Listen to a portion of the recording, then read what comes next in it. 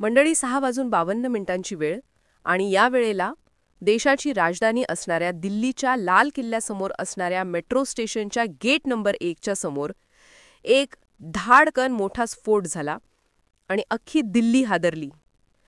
जशी ही घटना घडली तशी माध्यमांमध्ये या घटनांच्या बातम्या वेगाने यायला लागल्या आणि जवळपास आत्तापर्यंत आलेल्या आकडेवारीनुसार, काही माध्यमांमध्ये येत असलेल्या आकडेवारीनुसार 10 मृत्यू आणि 30च्या वर लोक जखमी झाल्या असल्याची माहिती आता समोर येत आहे. एकूणच गेल्या काही 3 दिवसांमध्ये ज्या पद्धतीने घटना घडत आहेत, ज्या पद्धतीने सुरक्षा यंत्रणांचे कोम्बिंग ऑपरेशन सुरू आहे, त्या पार्श्वभूमीवर हा हल्ला म्हणावा की नेमकं काय म्हणावं, हा घातपात आहे, काय नेमकं घडलंय, दिल्लीमध्ये सगळंच या व्हिडिओच्या माध्यमातून पाहणार आहोत. नेमकं दिल्लीमध्ये 6:52 काय घडलं, आत्तापर्यंतचे नेमक्या काय काय अपडेट्स आहेत, व्हिडिओ संपूर्ण पहा. नमस्कार, मी सपना आणि तुम्ही पाहताय गोष्टीगंध.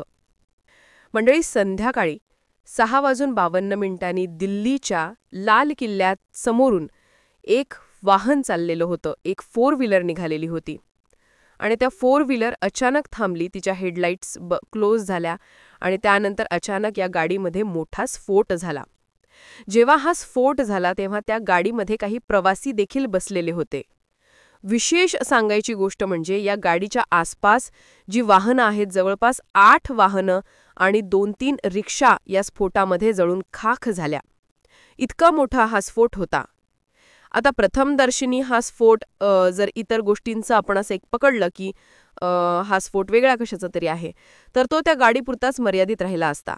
पण हा स्फोट इतका मोठा होता की जवळपास 8 गाड्या त्या मूळ गाडीपासून साधारण 50 ते 60 मीटर अंतरावरचं जेवढं काही होतं ते सगळं जळून खाक झालं.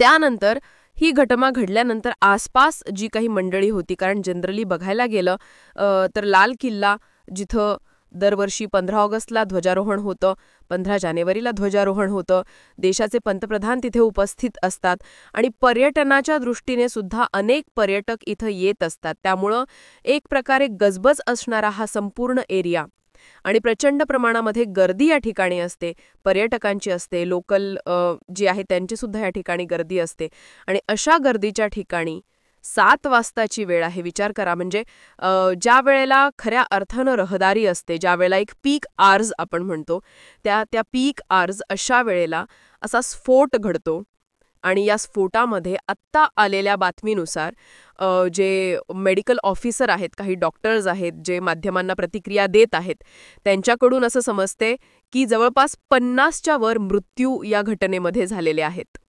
आता प्राथमिक जी काही आपल्याला माहिती मिळालेली आहे त्यानुसार साधारण या घटनास्थळी जी आहेत, ही घटना घडल्यानंतर एक 15 मिनिटातच अग्निशमन दल आलं सगळ्यात पहिल्यांदा. त्यानंतर दिल्ली पोलीस या ठिकाणी आले, NSG आलं, फॉरेन्सिकची टीम आली आणि अशा अनेक टीम्स या ठिकाणी दाखल झाल्या. त्यांनी तिथले काही सॅम्पल्स घेतले. जखमी आणि मृत्यू ज्यांचा झालेला आहे त्या सर्वांना रुग्णालयामध्ये हलवण्यात आलं आहे. दिल्लीच्या एम्स रुग्णालयात या सगळ्यांवर आत्ता जे जखमी आहेत त्यांच्यावर उपचार सुरू आहेत. पुढचा मुद्दा हा सांगायचा आहे की ही घटना झाल्या दिल्ली पोलिसांनी दिल्लीला पूर्ण हाय अलर्ट मोडवर ठेवले आहे. सर्वांना हाय अलर्टवर राहायला सांगितलेलं आहे. प्रशासकीय यंत्रणा असेल, नागरिक असतील, या सर्वांनाच हाय अलर्ट मोडवर राहायला सांगण्यात आलेलं आहे. फक्त दिल्लीच नव्हे तर मुंबई आणि पुणे, महाराष्ट्रातली जी वर्दळीचे शहरं आहेत त्यात जिथं यापूर्वी हल्ले झालेले आहेत, अशा मुंबई आणि पुणे या ठिकाणी सुद्धा आता मोठ्या प्रमाणावर पोलीस यंत्रणा, फोर्स फाटा तैनात करण्यात आलेला आहे.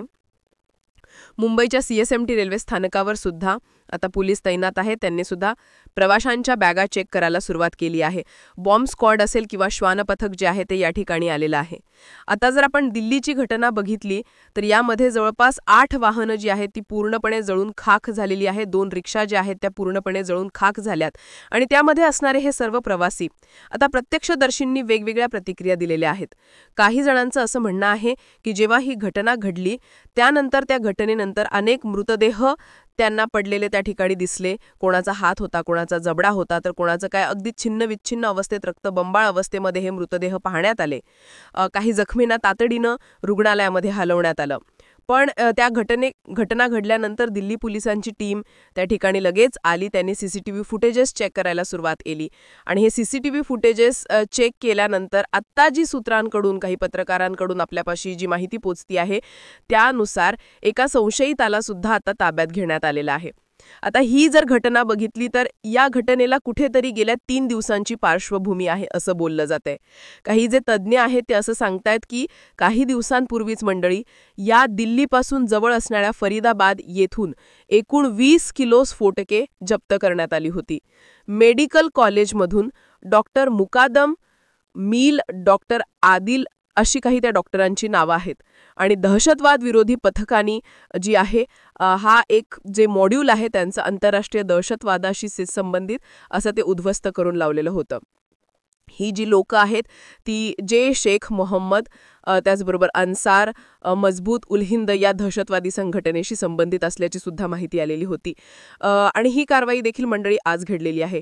काही दिवसांपूर्वीच जम्मू काश्मीरच्या श्रीनगरमध्ये जैश ए मोहम्मदचे पोस्टर्स पडलेले होते आणि त्या पोस्टर्समध्ये खुल्लेआमपणे सुरक्षा यंत्रणांना धमक्या देण्यात आलेल्या होत्या आणि त्यामध्ये खुल्लेआम धमक्या देण्यात आलेल्या होत्या की आम्ही कुठे हल्ले करू अशा पद्धतीच्या आशयाची पोस्टर्स जी आहेत ती श्रीनगरमध्ये सापडलेले होते.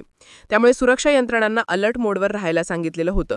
त्या दृष्टीने आपले जे आर्म्ड फोर्सेस आहेत त्यांनी सुद्धा कोम्बिंग ऑपरेशन जे आहे ते श्रीनगर आणि दिल्ली त्याचबरोबर या पंजाब प्रांतामध्ये सुरू केलेलं होतं. अलर्ट मोडवर होती ती गुप्तचर यंत्रणा, पण तरीसुद्धा दिल्लीमध्ये हा भला मोठा मंडळी स्फोट घडलेला आहे. ज्या ठिकाणी ही घटना घडलेली आहे त्यापासून दिल्लीचं famous Chandni Chowk market, Chandni market जे आहे ते काही अंतरावरच आहे. त्यामुळं आत्ता एक पद्धतीने आता थोडंसं अलर्ट मोडवर राहायला सर्व नागरिकांना आवाहन करण्यात आलं आहे. सुरक्षा यंत्रणांनी दिल्ली, मुंबई, पुणे जी महत्त्वाची शहरं आहेत तिथल्या लोकांना अलर्ट मोडवर राहायला लावलेलं आहे. गर्दीच्या ठिकाणी जाणं टाळायला लावलेलं आहे. आता लवकरच या घटनांच्या मागे नक्की कोण आहे, कोणी हा बॉम्बस्फोट घडवून आणलेला आहे त्याबद्दलची अधिकृत माहिती मिळेलच. याबाबत दिल्ली पोलिसांचे जे आयुक्त आहेत त्यांनी माध्यमांना माहिती दिलेली आहे की अजून तरी आम्ही या गोष्टींचा अभ्यास करत आहोत. फॉरेन्सिक टीमने सर्व माहिती गोळा केलेली आहे आणि नेमका कोणाचा हात आहे हे मात्र समजले नाहीये.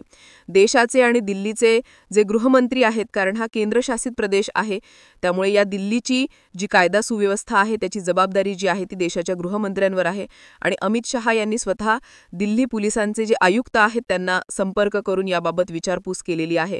नरेंद्र मोदी यांनी सुद्धा पंतप्रधान त्यांनी सुद्धा अमित शहांना फोन करून याबाबत भेट घेतलेली आहेत. आता पोलिसांनी दिलेल्या माहितीनुसार अजून या गोष्टीचं आकलन झालेलं नाहीये. अजून या गोष्टी काय घडलेल्या आहेत, नेमका कोण आहे, हा भाग हा घातपात आहे, दहशतवादी हल्ला आहे, या संदर्भातल्या अपडेट्स आपल्याला कदाचित मला वाटते उद्यापर्यंत कळतील, कारण घटना होऊन जवळपास 3 तास गेलेले आहेत आणि एका संशयिताला सुद्धा ताब्यात घेण्यात आलेलं आहे. पण या घटनेसंदर्भातल्या कॉमेंट्स ज्या आहेत त्या आपण घेत राहूयात, तुर्तास थांबवाव्यात आणि गोष्टीगंध यूट्यूब चॅनलला सबस्क्राईब करायला विसरू नका. उद्या या घटनेचे ज्या काही अपडेट्स असतील त्यावर देखील आपण व्हिडिओ बनवूयात.